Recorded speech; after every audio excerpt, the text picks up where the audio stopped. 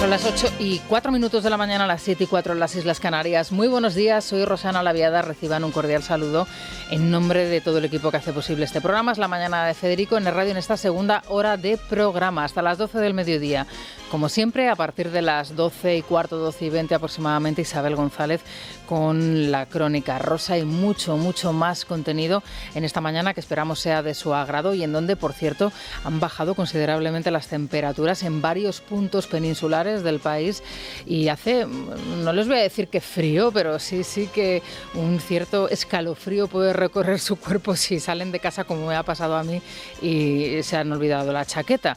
Así que, bueno, ténganlo en cuenta. Alerta por fuertes lluvias y tormentas en la Comunidad Valenciana, Murcia, Cataluña, Castilla-La Mancha, Baleares y Andalucía. En las últimas horas han sido unas horas complicadas, con fuertes tormentas en algunos puntos, como por ejemplo en Cataluña, como les acabamos de contar. Además, en Andalucía se suma a esta alerta la alerta naranja por altas temperaturas. Así que la combinación pues va a ser complicada durante la jornada de hoy. En el resto del país los termómetros, como les digo, están bajando. En Madrid los mantenemos a raya en los 30 grados. Hoy 18 de mínima, 30 de máxima. La máxima nacional en Córdoba, Granada y Jaén, allí se aproximan a los 40, 38 en concreto. La mínima en León con 9.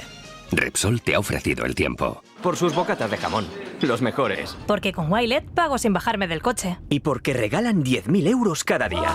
Ahora tienes 10.000 motivos más para venir a Repsol. Llegan los billetes Wilet. Cada día sorteamos 10.000 euros. Participa pagando con Wilet tus repostajes o recargas hasta el 14 de septiembre. Más info en Repsol.es.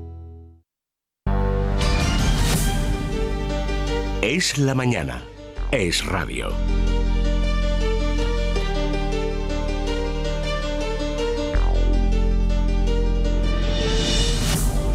Antes les comentaba a las 7 de la mañana que, lejos de considerar el caso Noelia Núñez como una piedra en el camino de Alberto Núñez Feijóo, bien haría el Partido Popular en considerarlo una gran oportunidad. Me explico. Si la intervención Sauna Adán del presidente popular en el Parlamento, lo recordarán ustedes, aquella en la que Alberto Núñez Feijóo recordó en el Congreso de los Diputados a Pedro Sánchez los negocios de la familia de su esposa, de su suegro. Si esa intervención, me van a permitir que yo la bautice como Sauna Adán, marca un antes y un después en la estrategia de oposición frente a Sánchez, familia y secuaces, el caso Noelia Núñez marca un antes y un después en el nivel de limpieza, de exigencia y de rigor que bien haría en establecer el Partido Popular de puertas adentro. Y digo bien de puertas adentro porque del y tú más ya estamos verdaderamente cansados todos los españoles. No seré yo quien defienda a Noelia Núñez desde estos micrófonos. Estoy absolutamente en contra de la mentira y de la impostura, también de la falsedad, especialmente cuando es innecesaria, y creo realmente que en este caso lo era, pero reconozco su acción de arrepentimiento y de vergüenza. Noelia Núñez podría haber renunciado perfectamente a su acta de diputado, pero mantener sus responsabilidades en el Ayuntamiento de Fuenlabrada, y no lo ha hecho. O podría directamente no haber renunciado a ninguno de sus cargos, o podría haber renunciado a su cargo como portavoz en el Ayuntamiento y mantener su acta de diputada, y no lo ha hecho. Bueno, y eso en cierta medida también le honra. Visto lo visto, entiendo que ahora el Partido Popular hará lo mismo con nombramientos que todavía no se han producido, aunque sí se han anunciado, y me refiero al del señor Nadal, Alberto Nadal y compañía en el caso Montoro. La política, desde luego, está llena de trampas, pero también de oportunidades, y una de ellas también pasa hoy por Cataluña.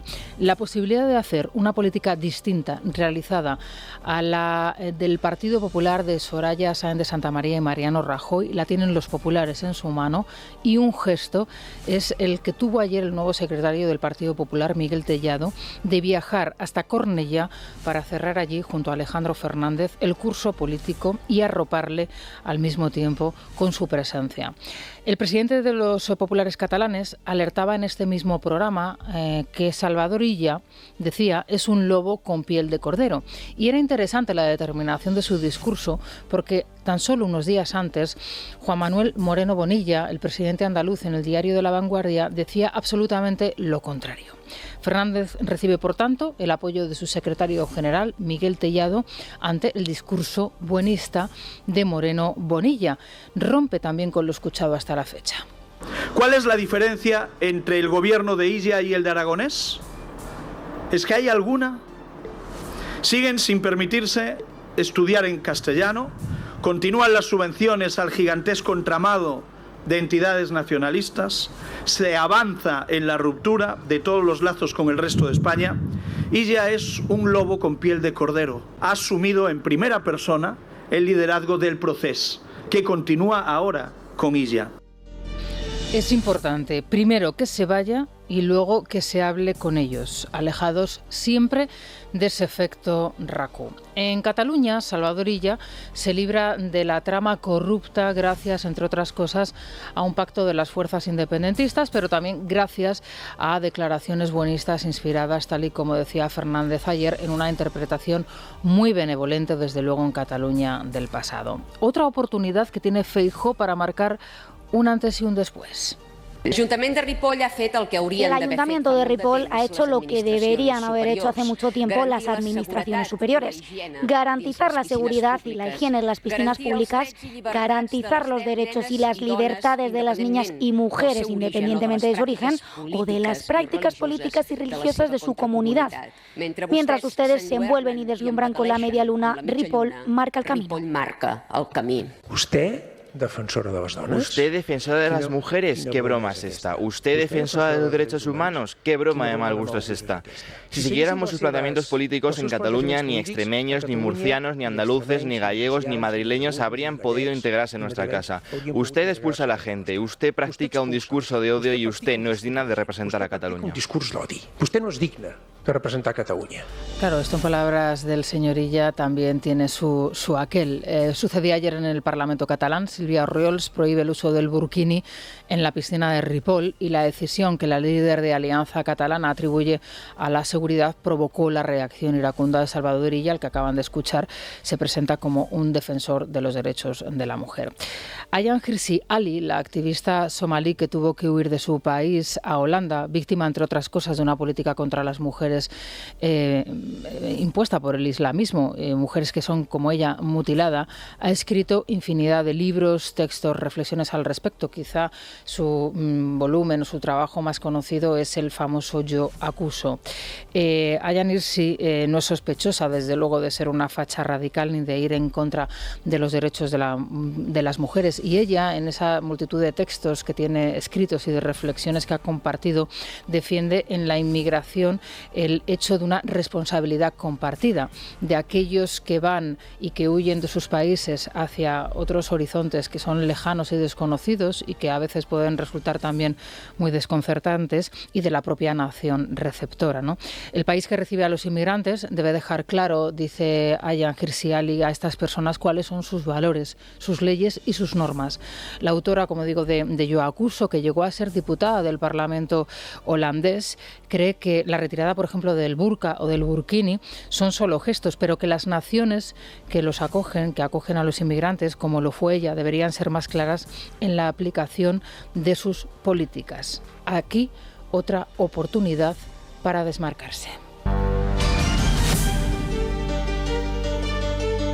Es la mañana.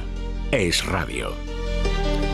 Luis Díaz, buenos días. ¿Qué tal? Muy buenos días. Bueno, y mientras tanto, Pedro Sánchez, que ha finalizado ya esa gira por América. Eso es, Sánchez ya ha finalizado su gira por Latinoamérica, por lo que estaría de vuelta a España tras la sonora derrota de su gobierno durante el pleno de este pasado martes en el Congreso. La estrategia del presidente en estos últimos días ha sido la de presentarse como el líder izquierdista frente al gobierno de Trump e incluso presumiendo de sus políticas sociales, pese a no tener presupuestos y no contar con los apoyos suficientes para sacar adelante la legislatura. Mientras, aquí en España, José Luis Ábalos ha empezado a lanzar sospechas sobre otros nombres de la trama corrupta que salpica al Partido Socialista. En las últimas horas, el exministro ha hablado sobre el papel de Begoña Gómez en el rescate de Air Europa, sobre la influencia de Zapatero en el gobierno o la polémica consulta de José Blanco. Sobre este asunto también se ha pronunciado Justitia Europa, subrayando que aún hay personas implicadas en la trama que continúan en libertad. Escuchamos primero a José Luis Ábalos, seguido del presidente de la asociación, Luis María Pardo. Recomiendo a Isabel Pardo, la presidenta de ADIF. Isabel Pardo, de verdad. Sí. Me recomendó también al presidente de Renfe, al que nombré presidente de Renfe, perdón. Isaías Tauer. ¿Y alguno más le recomendó José Blanco? Sí, el que tuve de jefe de gabinete, el director de gabinete, Sergio Vázquez, que hoy es presidente de INECO. ¿En algún momento Javier Hidalgo le trasladó alguna opinión o algún comentario sobre, no, simplemente, sobre Begoña Gómez? Simplemente que efectivamente, como se ha escrito y se ha publicado, pues parece ser que es ahí cuando se conocen y no sé qué tipo de relación a partir de ahí podrían tener. Me enteré en pleno Consejo de Ministros. Y es muy raro que yo llegue a un Consejo de Ministros y un tema que me puede afectar por el ámbito de competencia, no por el de la gestión, pues deberían haber tenido el detalle de informarme. Que hay algo extraño que yo no llego a poder decir públicamente en el por qué la justicia no quiere investigar ni el rescate de Plus Ultra ni el de Europa, de momento. Cuando existen, yo creo que indicios suficientes como para que se llevase a cabo una investigación al respecto. Todo el mundo se encuentra en libertad. ¿Se pueden destruir pruebas todavía en delitos que son económicos? Sí, seguro. Es decir, si a ti te dieran la oportunidad de estarte 12 meses a través de una inmunidad parlamentaria, ¿por qué la inmunidad parlamentaria se ha convertido en la impunidad para el delito? Exacto.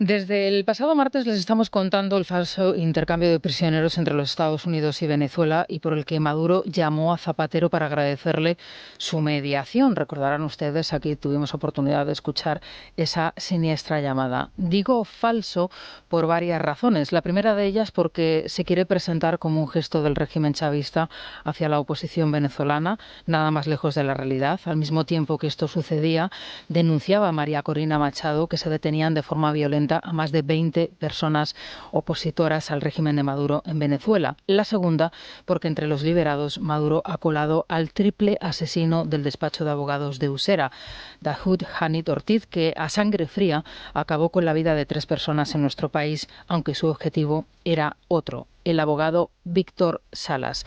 Don Víctor Salas, Víctor, ¿qué tal está? Muy buenos días. Muy buenos días. Lo primero que quería era agradecerle el poder contar con su llamada, el estar con nosotros acompañándonos este tiempo de noticias para poder arrojar un poco más de luz ante este hecho insólito que nos tiene absolutamente a todos asombrados. ¿Qué tal se encuentra? ¿Cómo se encuentra tras recibir la noticia? En principio desconcertado, engañado, devastado y sobre todo con miedo, ¿no? Con miedo toda vez que acaban de dejar en libertad a un asesino y a un psicópata. A usted el asesino liberado le quería matar tras enterarse de que mantenía una relación con su exmujer, con su expareja. Usted salva la vida, pues a circunstancias de la vida. Ese día no se encontraba usted bien, no acude en ese momento al despacho de abogados, a su despacho, y en ese momento no se encontraba cuando el asesino entra en el local. ¿Quién le comunica, en principio, que ha sido y que forma parte de ese intercambio de prisioneros? El día domingo me llama la policía de Alemania informándome si yo me encontraba en Alemania con Irina, con la expareja de ese asesino. Yo le comenté que yo no tenía ya una relación con ella desde el 2018 y que yo no vivía allá en Alemania. Y en ese acto me comentan que estaban dando protección a Irina, toda vez que ya ellos tenían conocimiento que el asesino Daoud Hanid Ortiz se encontraba dentro del proceso de intercambio políticos entre Venezuela y Estados Unidos y El Salvador. ¿A usted la policía alemana le da algún dato más? Es decir, ¿le explica si está en libertad o si continúa retenido? Me comentan ellos que ya tenían conocimiento que estaba dentro del proceso y que iba a ser liberado y que tenían que proteger a su connacional alemana y por ende a su familia. Ellos pensaban que yo seguía con la relación y no me pudieron dar más datos porque tampoco ellos entendían qué estaba pasando en Venezuela y en Estados Unidos. Lo que sí sabían es que iba a salir libre en las próximas horas, ¿no? Claro, ¿no da la sensación de que dentro de ese intercambio se produzca un tipo de retención posterior debido a las fotografías incluso que le hemos visto blandiendo la bandera de Estados Unidos, sino con el mono o con unos grilletes? No parece un preso, sino más bien un turista que está celebrando la llegada a una nación, ¿no? Así es más, el secretario de Estado de Estados Unidos acaba de confirmar el día de ayer que todos los presos políticos ya han sido liberados. Vale decir que esas sospechas se acaban de confirmar el día de ayer. Cuando le preguntaron sobre este tema de Jani Ortiz, lo que atinó a decir es que no podía dar datos por privacidad. ¿A usted se pone en comunicación con usted posteriormente de los gendarmes alemanes, la policía española? No, hasta el día de hoy no se ha puesto en contacto conmigo ninguna autoridad ni organismo competente, nadie. Ni policía, ni Ministerio del Interior, nadie. Absolutamente nadie. Ninguna autoridad de Interior, tampoco ninguna, digamos, representación oficial de España.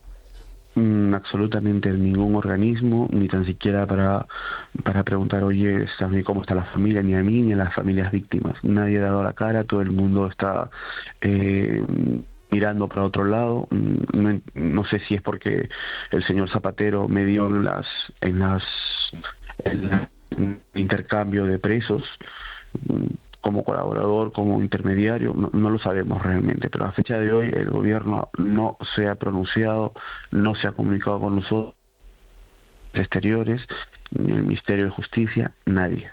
Claro, me llama mucho la atención que en su comunicación previa que tiene con las autoridades alemanas, ellas le informan que a la exmujer de Jani Ortiz, a su expareja, sí que le han puesto vigilancia, ¿no?, en Alemania. Sí. Ellos entienden que Jani es una persona considerada ya como peligro común para la sociedad. Entienden ellos que es una persona con un alto índice de peligrosidad y estaban, si yo no recuerdo, estaban ya tramitando para considerarlo persona como peligro, no entra a territorio o espacio Schengen. Es decir, que las prevenciones que se están tomando en Alemania, las autoridades alemanas, son máximas. ¿Usted ha tenido oportunidad de hablar con los familiares de las personas que asesinó Jani Ortiz? Sí, 20 minutos después de esa llamada empecé a revisar las redes sociales, empecé a revisar los noticieros y es de ahí donde veo que pues él ya estaba montado en un avión rumbo a Estados Unidos. Me comunicó 30 minutos después de esa llamada de confirmarla con todas las familias víctimas.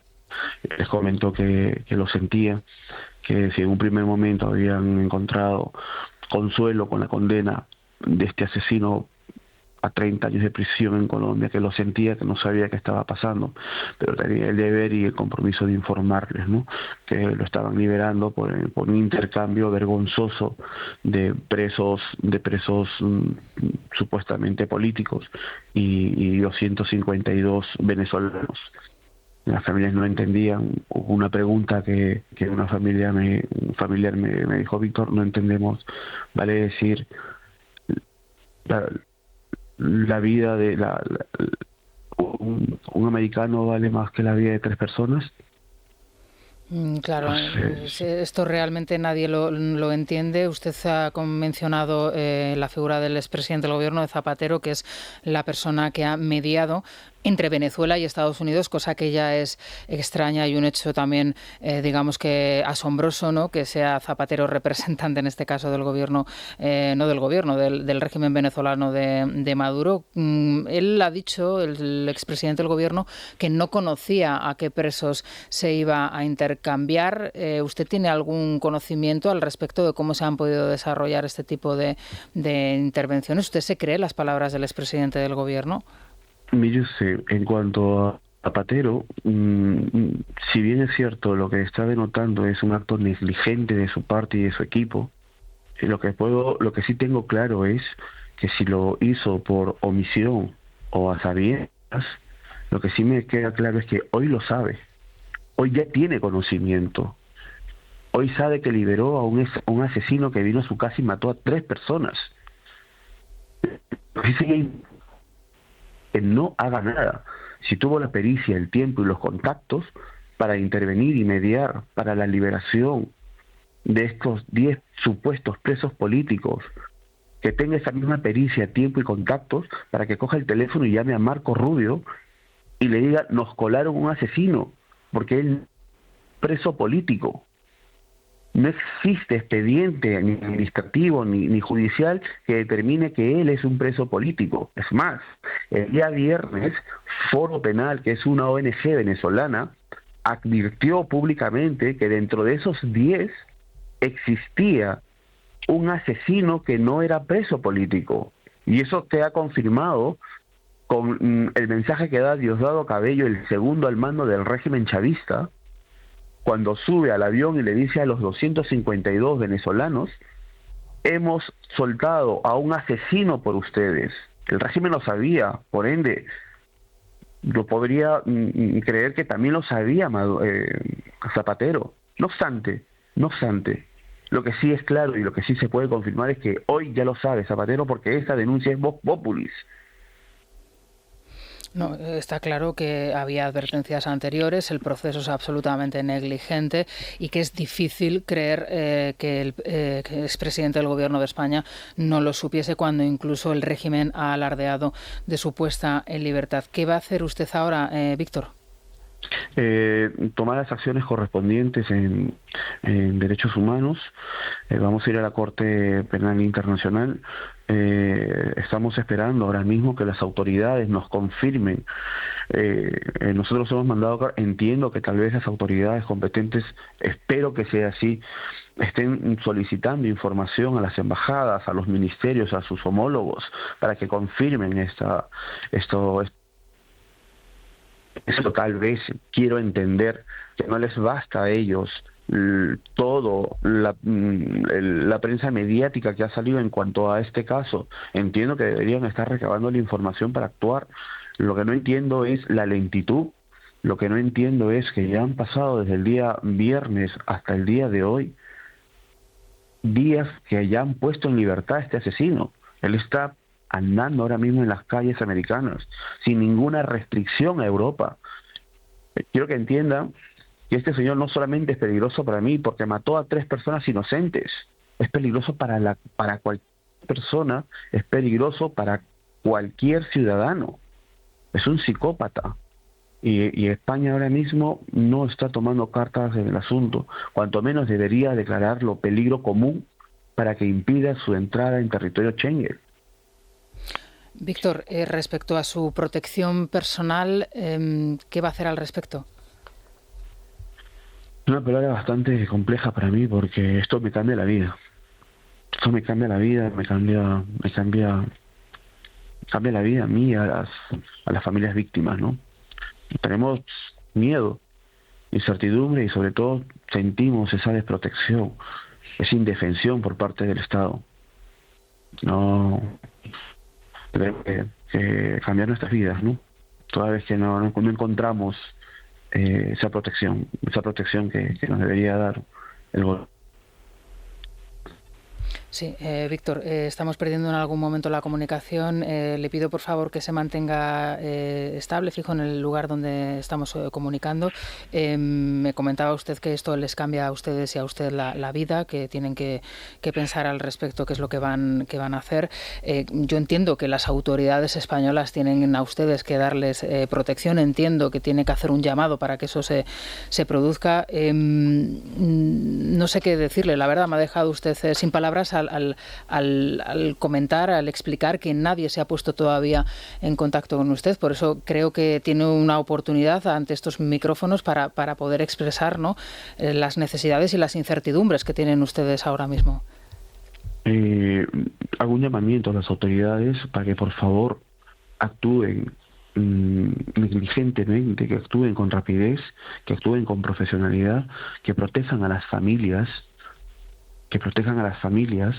que por favor se pongan en contacto con sus homólogos americanos y pongan en alerta y en autos que han dejado en libertad a un asesino, que pidan explicaciones y que utilicen todos los mecanismos internacionales para que ese asesino cumpla prisión en Estados Unidos, que revisen el expediente que se instruyó en juzgados españoles para que declaren nula el proceso en Venezuela y se reinicie el proceso.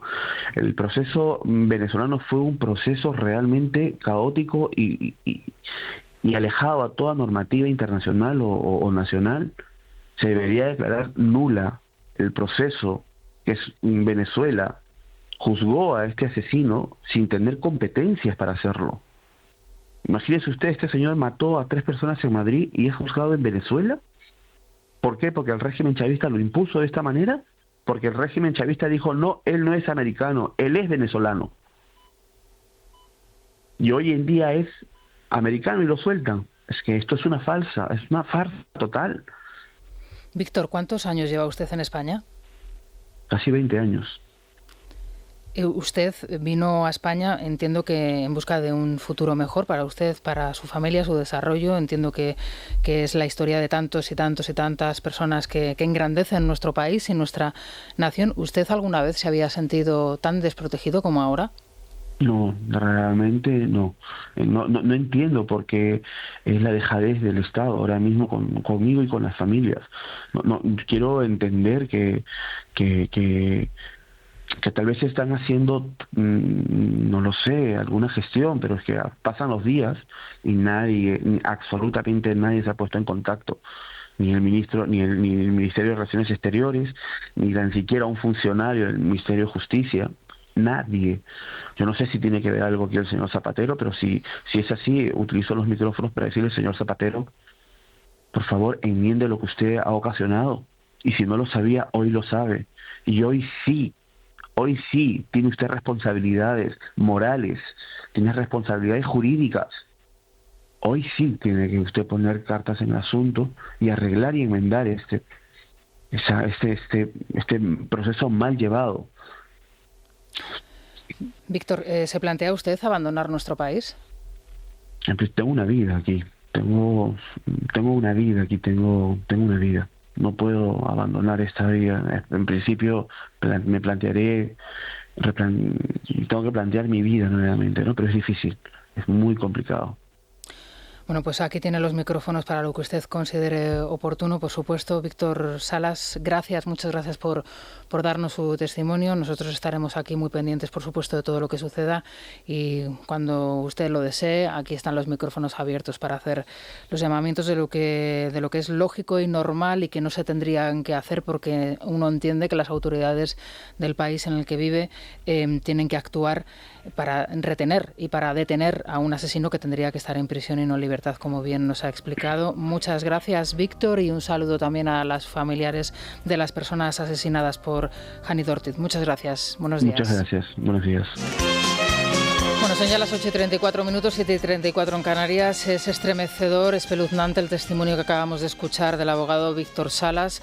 El objetivo principal del asesino que ha quedado en libertad en ese intercambio de presos que ha protagonizado Maduro y con los Estados Unidos y en donde ha mediado el expresidente del gobierno José Luis Rodríguez Zapatero. Impresionante el testimonio de Víctor Salas e impresionante el testimonio de esta persona que ha advertido que nadie, ninguna autoridad española, ni del Ministerio de Justicia, ni de Interior, ni de la Policía, tampoco de Exteriores, se han puesto en contacto con él para otorgarle, entre otras cosas, protección e informarle, cosa que sí ha hecho la policía alemana, por cierto, que le llamó el pasado domingo, y con la expareja de Víctor, que era, bueno, pues la exmujer de este asesino que anda suelto en Estados Unidos de momento. En fin, la verdad es que Jaime es escalofriante. Entiendo que llamarán muchísimas personas. Tenemos el audio WhatsApp a su disposición por si quieren comentar algo al respecto, pero hoy también tenemos otra invitada. A partir de las 9:20 va a estar con nosotros la consejera de Familia, Juventud y Asuntos Sociales de la Comunidad de Madrid, Ana Dávila, y los oyentes van a tener la oportunidad de poder preguntarle lo que quieran. Hay muchos temas, pero vamos a aprovechar la entrevista para que puedan enviarnos la cuestión que les inquiete o que prefieran que la consejera les dé respuesta. Ya nos pueden dejar sus opiniones en nuestro Instagram, @eslamañanadefjl, o a través de un audio en nuestro WhatsApp en el 648 91 92 60. Bueno, pues vamos a ello, vamos a la tertulia en unos instantes. Julián Quirós, Raúl Vilas y Maite Rico. Es la mañana. Es radio.